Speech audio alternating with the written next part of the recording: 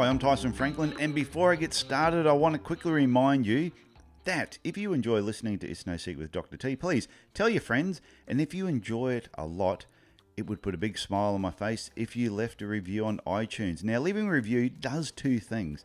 One, it gives social proof, and it tells people this show is worth checking out. And the second thing it does, it lets the host know, which is me, that people are listening and they actually care. So, let's get on today's topic, which I have titled, Thank You Qantas.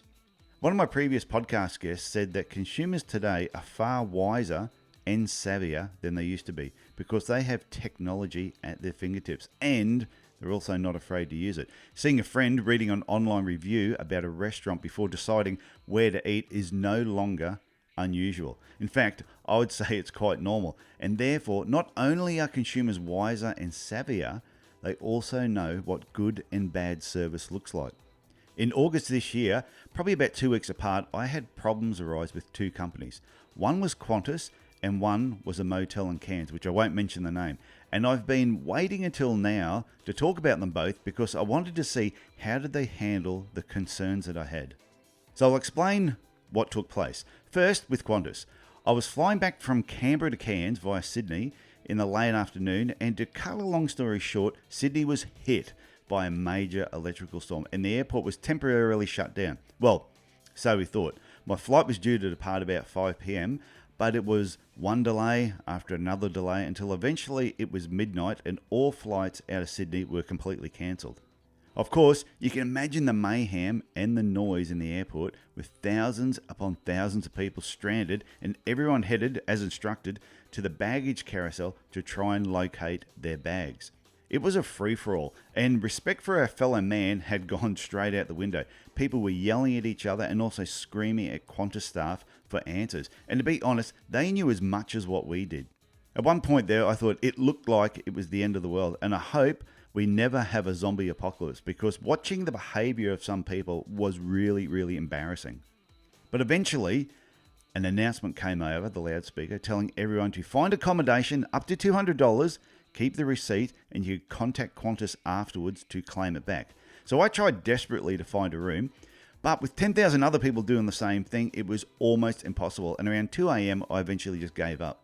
I checked my Qantas app and there was no update on my cancelled flight. So I thought, bugger this, it's time to take action. I knew Jetstar had a flight leaving about 6 a.m. and it was only about 4 hours away. So I thought, I'll book that ticket through the Qantas app, which was the same dollar value, or pretty much to it, as the accommodation. And I'll just sleep at the airport. Then I'll contact Qantas and see if I can claim the money back for the flight. As I made the decision and booked the flight, unbeknown to me, Qantas had already booked me on a Qantas flight around the same time the next morning. I now had 2 flights booked. I tried to cancel my Jetstar flight via the Qantas app, the same app I used to book the flight, but it said I actually had to contact Jetstar customer service. Well, of course I couldn't because their phones were still congested at 2 a.m. because there were still thousands of people confused with what was going on. So I had a bright idea. At 5:30 a.m, I'll go to the Qantas counter when it opens, explain the situation, and they'll be able to contact Jetstar and cancel my flight. Sounded pretty simple. At the Qantas check-in counter, they told me they couldn't do this and suggested I check my bags in now to secure my Qantas flight, walk over to the Jetstar terminal, which was only about 5 minutes away. Unfortunately, when I got there, Jetstar said no, because I'd missed the cut-off time to actually cancel my flight. So by now, I was tired and I really didn't care. And I thought, I'll sort all this out later when I eventually get home, which is exactly what I did. I wrote to Qantas, explained the whole situation, and they gave me a refund on my flight, which to be honest, I wasn't expecting. And to be truthful, I wasn't even going to write to them and try, but my wife insisted that I did, and I'm glad I actually followed her advice. So it's a big thank you to Qantas, not only for having amazing staff at the Sydney airport through all that drama that took place, they handled it so professionally, but also for the customer service department on how prompt they handled my concern. They immediately acknowledged my problem via email when they received my letter, kept me updated throughout the whole decision process. It was very professional. So let me explain the dealings with the hotel that I used in Cairns for one of my events. Now, don't get me wrong, it was a nice venue and it was quite affordable for running an event. But the old saying, you get what you pay for, is probably true here. I booked a full day event for 46 people, which included morning and afternoon tea and lunch. But I was told I had to pay for 50 people, as this is what I originally booked for, and I didn't give them 30 days notice to change, which I know I did, but I couldn't have been bothered arguing over 4 places. So I thought, the extra 4 people will always get extra food.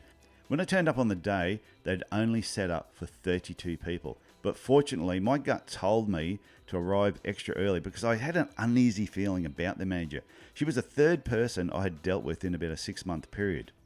When I pointed out the error to the manager, there was no apology, and she basically didn't care. She grabbed one of the team members going past, who I must say was great, and told him to quickly bring in some extra tables and chairs. And here was the second problem. They used the wrong size tables, and we could not seat 46 people. Now, nobody on the day probably noticed that I did not sit down at all, and a few other people that I had invited personally were sitting on stools. It sort of actually made them look like they were planned helpers, so we basically got away with it. The next issue we had was about the food. Because they set the room up for 32 people, I think they only catered for 32 people as well. I even told the manager my concerns, and she disagreed and said there should have been plenty of food, even though there was not one thing left on any plate anywhere in morning tea, afternoon tea, and lunch. She had the same attitude when I first mentioned there were only 32 seats. When I first told her, she said I was wrong, that there were actually 46. And I made her come into the room and actually count them. And then she counted it twice because she still didn't believe there was only 32 seats. Now, I won't keep going on with everything else that went wrong that day. But what I would like to point out is they sent me an email after the event asking for my feedback. So I sent them a very long response, and this is all I got back. A simple apology or even an acknowledgement just saying, we're sorry about that, we dropped the ball on that day, we should have done better, would have been nice, but I received no response at all. So, is there a reason for sharing these 2 stories? Yes, there is. It brings to light what we call the recovery paradox. The recovery paradox is a situation in which a customer, client, or patient thinks more highly of a business or a person after the business has corrected a problem with the service or product, compared to how they would regard the business if no faulty service or product had been provided in the first place. Now, I discussed the recovery paradox with Dr. Jesse Green on episode 12 of It's No Secret with Dr. T, and how problems and complaints can actually build brand loyalty if handled the right way. Now, in my 2 stories, you can see that Qantas has come out smelling of roses, whereas the hotel that I used for my event smells a little bit like swamp water. So the next time you get a complaint about your business, a service, or a product, don't immediately react and get all defensive and start calling them idiots. Look at it as an opportunity to learn.